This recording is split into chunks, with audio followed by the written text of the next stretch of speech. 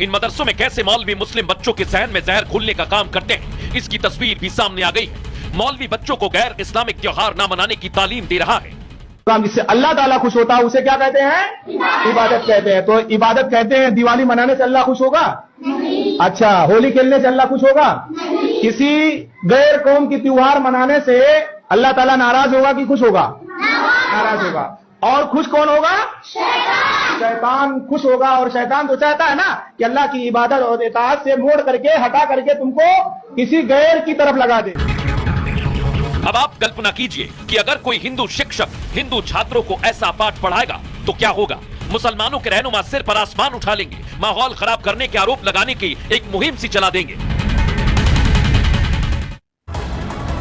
दर्शकों, ये कुछ मदरसे हैं, सादे मदरसे ऐसे नहीं होते हैं, लेकिन आज इनका काला सच जो कटघरे में वो मैं आपको बता रहा हूं। कई अवैध काम बिना मान्यता के ये मदरसे संचालित हो रहे हैं और उन मदरसों को होने वाली फंडिंग को लेकर भी अब जांच शुरू हो गई, जिसका सबसे ताजा उदाहरण, लेटेस्ट एग्जांपल कौशांबी से सामने आया, जहां कौशांबी में अवैध मदरसों पर एक्शन शुरू हो गया दर्शक। और कलेक्टर यानी डीएम की सख्ती के बाद 84 मदरसों में 4 मदरसे ऐसे मिले, सारे नहीं 4 मदरसे जो अवैध तरीके से चल रहे थे, जिसके बाद एक मदरसे पर एक्शन भी हुआ है। इसके साथ ही इन मदरसों पर, अवैध मदरसों पर जो फंडिंग हो रही थी उस पर भी जांच तेज कर दी। डीएम का कहना है कि आरबीआई को खत लिखा है ताकि जांच के बाद एक्शन लिया जा सके। लेकिन सोचिए आप दर्शकों कि यहां अवैध फंडिंग हो रही है। क्या कह रहे हैं डीएम, सुनवाता हूं आपको।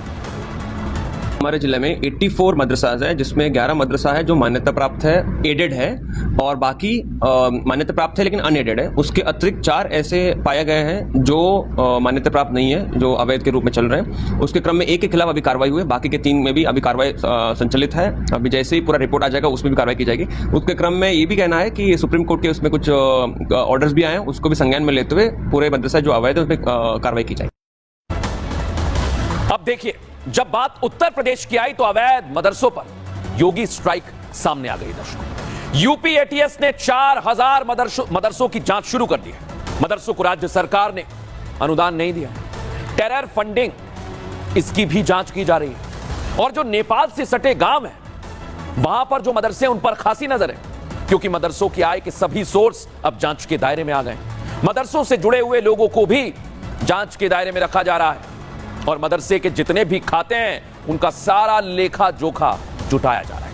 मदरसे कब से संचालित हो रहे थे, मान्यता अब तक क्यों नहीं मिली है, योगी आदित्यनाथ ने पूरी तैयारी कर ली है। लेकिन कैसे इस पर एक्शन लिया जा रहा है वो इस रिपोर्ट में दिखाता हूं।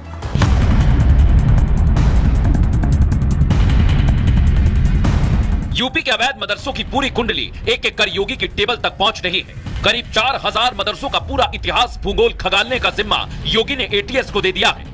की आड़ में करेक्शन कर रहे हैं, मदरसों की आड़ में बाहर से फंडिंग आ रही है, वो अपने ऐशो आराम कर रहे हैं। तो यूपी एटीएस की जांच में ये सब चीजें आईने की तरह साफ हो जाएगी कि किसको बाहर से फंडिंग हो रही है, किसको।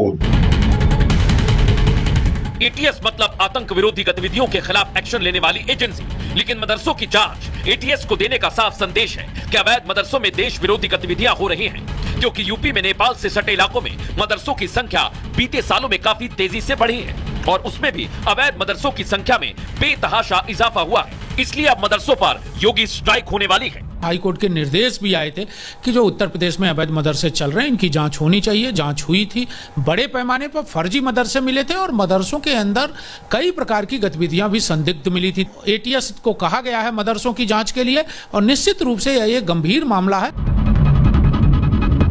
अवैध मदरसे को लेकर खुलासा हुआ है कि ये विदेशी फंडिंग से चल रहे थे और इसलिए अब योगी एक्शन में है ताकि देश के खिलाफ काम करने वालों पर लगाम लगाई जाए। लेकिन विरोधियों को इससे परेशानी है। पूरे उत्तर प्रदेश में सबसे बड़े एक्शन की तैयारी है, जिसे विपक्ष चुनावी दांव बता रहा है। लगातार बहराइच पर बयान दे रहे, मदरसों पर बयान दे रहे, उनसे पूछना चाह रही उत्तर प्रदेश की जनमानस कि बहराइच में हुए दंगों में आरोपी कौन है? निश्चित रूप से भारतीय जनता पार्टी के लोग हैं। और आप जितना ध्यान कटोगे तो बटोगे पे दे रहे हैं, उतना ध्यान काश उत्तर प्रदेश के लोगों को रोजगार देने पे देते हैं। जांच होनी चाहिए या नहीं होनी चाहिए। जब भी उत्तर प्रदेश में चुनाव आते हैं तो पटेंगे और कटेंगे जिस तरह के नारे आने लगते हैं, आपस में भाईचारे को बांटने की सियासत होने लगती है। अगर कोई चीज गलत है सरकार को जांच करानी चाहिए, दूध का दूध पानी का पानी हो जाएगा, मगर सियासत नहीं होनी चाहिए। जो उत्तर प्रदेश में चुनाव है, साल 2022 की जांच में भी विदेशी फंडिंग का खुलासा हुआ था। ऐसे में योगी सरकार के पास 4,500 मदरसों की लिस्ट है और अब एटीएस जांच में पाकिस्तान कनेक्शन के साथ ही विदेशी फंडिंग की जांच तेज हो गई है। देख लिया आप, एक तरफ जांच की जा रही है तो आज हमने आम लोगों से भी बात की, जनता से भी बात की, वो क्या कह रहे हैं, इस पर क्या सोचते हैं, सुनवाते हैं आप। पुल पूरी तरह से बंद होना चाहिए क्योंकि अवैध व्यवस्था देश के लिए कभी हितकर नहीं रही है। कानून का राज्य है, कानूनी तरीके से जो रजिस्टर्ड मदरसे हैं उनका विरोध भारत सरकार नहीं करती है, लेकिन जो अवैध है, जिनका कोई रिकॉर्ड ही नहीं है, आतंकवादी गतिविधियों की फैक्ट्री बनी हुई है, आप देख रहे हैं कि मदरसे की जरूरत क्या है। जब हमारे देश में एक शिक्षा नीति है, जब एक शिक्षा के तहत सबको शिक्षा दी जा रही है और सरकारी स्कूल भी संचालित हो रहे हैं, तो ऐसे में एक विशेष मजहब को एक मदरसा चलाने का किसने आखिर ये आदेश दिया है। तो सुना, लोग भी कह रहे हैं बात, लेकिन बहराइच में भी आज आपके लिए एक रिपोर्ट है, बतानी जरूरी है क्योंकि गैर मान्यता प्राप्त मदरसों पर एक्शन हुआ है। दर्शकों देख लीजिए, 495 मदरसे गैर मान्यता प्राप्त मिले, जिनमें मदरसों की फंडिंग को लेकर जानकारी जुटाई गई। और जांच के लिए जब असिस्टेंट सर्वे कमिश्नर संजय मिश्रा ने मदरसों पर छापा मारा तो एक मदरसे से टीचर ही गायब था। रजिस्टर चेक किया गया तो स्टाफ की उन्होंने जमकर क्लास लगाई। पूरी तस्वीर देख ली और सुनिए जरा क्या वो कह रहे हैं। इनका क्या नाम है, ये दूसरा वाला बताओ, बताओ इनका क्या नाम है, ये दूसरा वाला बताओ। हाँ ठीक है, इनका बताओ। मोहम्मद का नाम है, शुक्सी पर है। एप्लीकेशन कहाँ आए थे जब उनको नहीं रहना था, आए किस लिए थे, क्यों एप्लीकेशन देकर चले गए, कौन इतनी इमरजेंसी थी। ये कौन है, जियाउद्दीन। ये कौन है, ये कौन है, पढ़ाया करो, पढ़ाया। हाँ, कमरे में मत बैठे रहा करो, बहुत साफ साफ बता रहे हैं, इतनी सैलरी पा रहे हो।